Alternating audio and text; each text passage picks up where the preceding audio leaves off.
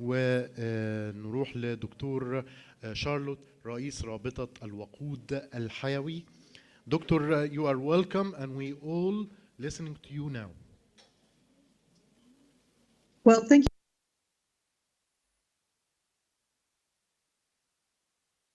Tackling methane caused by human activity is the most immediate and cost-effective way to keep global warming below 2 degrees. 19% of anthropogenic methane is derived from manures and slurries, municipal solid waste, and wastewater.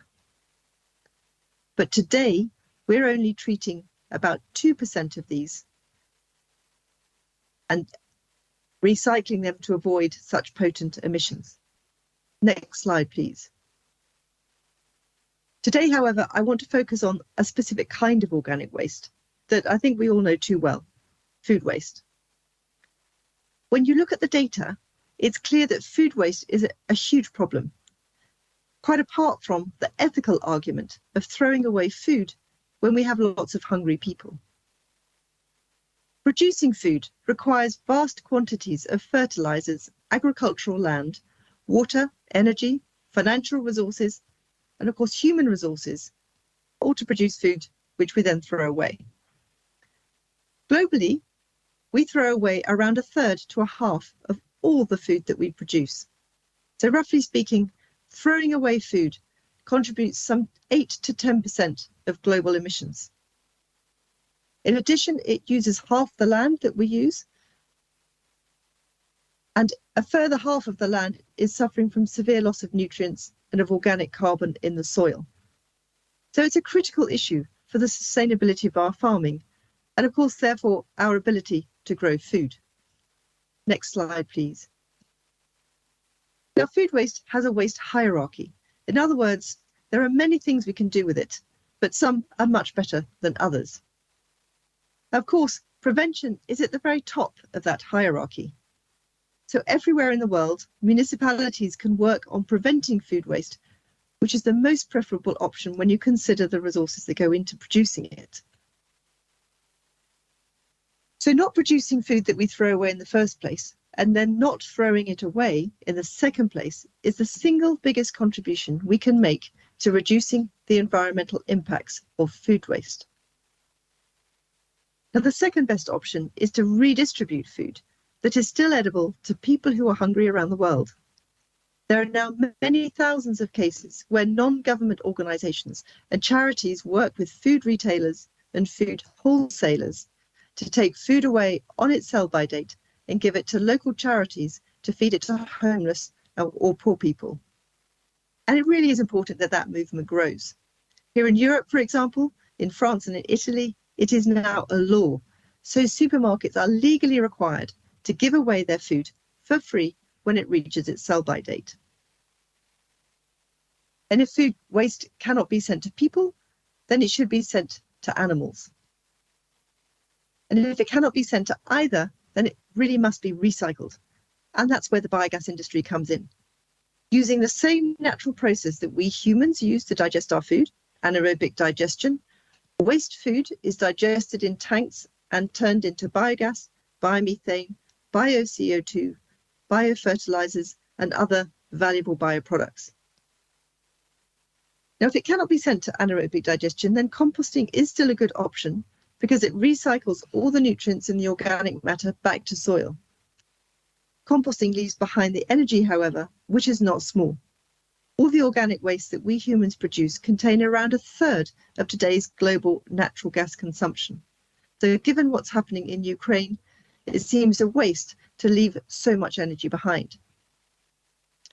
Ultimately, if none of the above are possible, then we should send that food waste to incineration because it's still better than sending it to landfill or sending it down the sewer, which are the worst of all options because methane will be emitted as the food waste decomposes. Unfortunately, this last treatment option, incineration, is the one that 70% of the world today still chooses to use.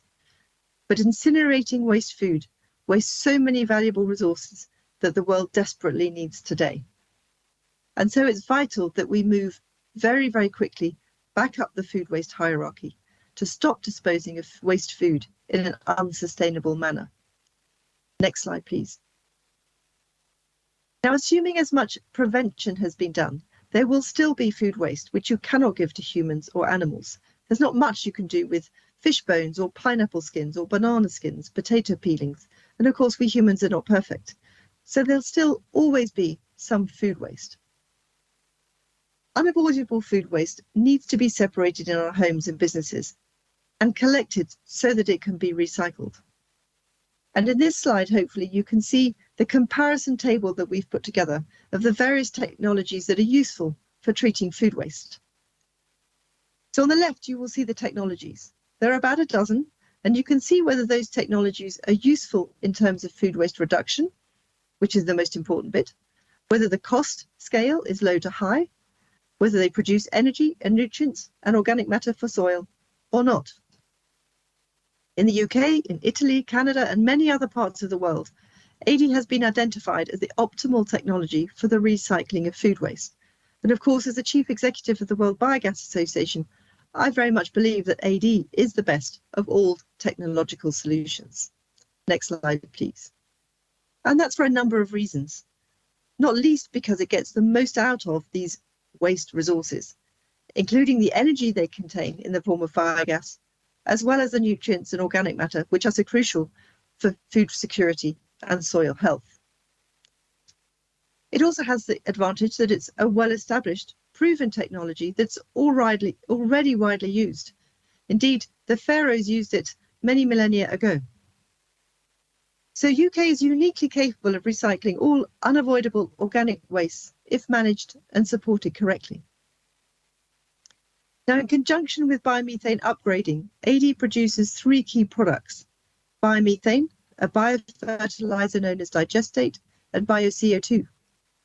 And as an energy source, which is chemically identical to natural gas, biomethane is therefore a direct substitute for fossil natural gas, which means there's no need to upgrade or replace existing infrastructure such as boilers or the gas grid, nor to replace gas vehicles. So that clearly gives AD an edge over other renewable energies such as hydrogen, which are still years away from being economically viable and scalable. When organic waste is sent to landfill, incineration, or energy from waste plants, the nutrients from those organics are lost or become unusable. But instead, AD recycles the nitrogen, phosphorus, and potassium in the form of biofertilizer digestate.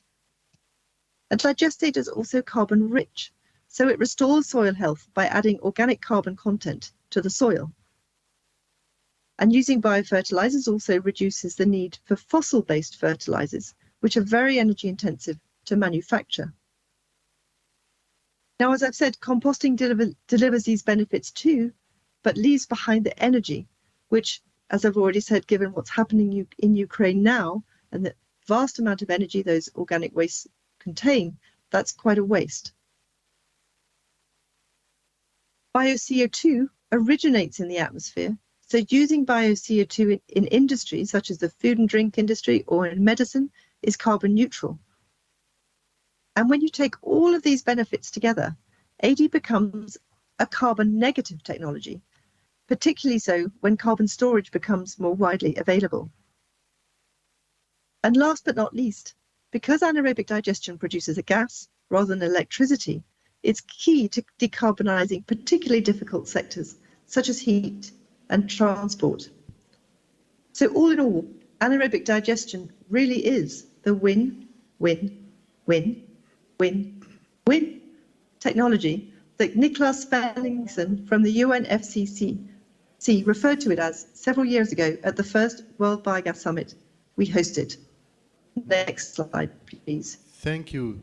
So AD helps to decarbonise the hardest to decarbonise sectors of waste management, agriculture, heat and transport.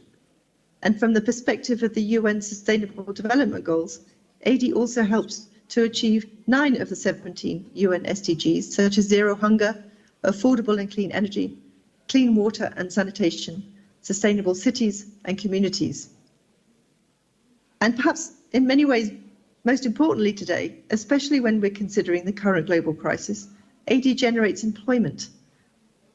We estimated that about between 11 and 15 million jobs globally could be created in the AD industry alone by 2030. I've already talked to some degree about the scale of the energy that's included in these organic wastes, so I won't repeat that there, but I think you can see it on the slide. But it is around a third of today's current natural gas consumption. Next slide, please. But here in this slide, I think you can see in detail AD's products to better understand how this technology can help countries in very practical ways. So biogas can be used for cooking and lighting. It can be used in biogas boilers to generate renewable electricity or renewable heat. You can upgrade it to biomethane to inject it in a gas grid if you have one, or you can use it as renewable vehicle fuel. And we then have digestate that can replace current energy-intensive fertilizers, and also the bio-CO2 that can be used in many ways for the production, for example, of carbonated drinks. And finally, there are examples where the heat is used to power district cooling as well as district heating. Last slide, please. So finally, I'd like to talk about what countries should do to start managing and recycling their unavoidable food waste. And the first thing is really about setting targets. And I've listed here a few key targets that will drive countries in the right direction. 6 years ago, countries signed up to the Paris Agreement, and that has targets in it. Transposing those targets and translating these targets into national legislation is possibly the single most important thing that needs to happen. Next slide, please. To meet those commitments, you of course need policies to back them up. So one thing that you can do is to look at what the real cost, the external cost, the pollution cost, or the climate change cost of those greenhouse gas emissions is. Some countries around the world have introduced a carbon tax on greenhouse gas emissions. They range from anywhere from $20 to over $100 a tonne of CO2. Many multinational companies have now priced in their carbon emissions as a cost in their company because they know that sooner or later, governments around the world will be forcing them to pay a price for their CO2 emissions. And so then if you have a cost, if someone were to pay for their carbon emissions, you then have the money to be able to incentivize renewable energy. And on waste management, legislation can ensure that industries throwing away their food waste are forced to throw it in the right place and to pay to throw it in the right place. For example, your anaerobic digestion plant, rather than in a landfill site where it will emit methane. Europe now has legislation which says that by 2035, landfills must take no more than 10% of all waste, and certainly no more biodegradable waste. So landfill bans and recycling targets are really key. And in Europe, recycling targets are accompanied by penalties for those communities, councils, and municipalities who do not reach those targets. Capital grants from governments and cities to investors wanting to build biogas plants are also obviously very effective in creating the right waste management systems. Some of these grants could come from international funds, such as the Green Climate Fund, through the World Bank, or through development banks. And final slide, please. We'd love to help you do the best you can to really make a difference to reduce our global emissions on methane. It's been great to be with you today. So thank you very much. And here are my contact details, hopefully, should you want any other information. Thank you. Thank you, Dr. Charlotte Mورثون.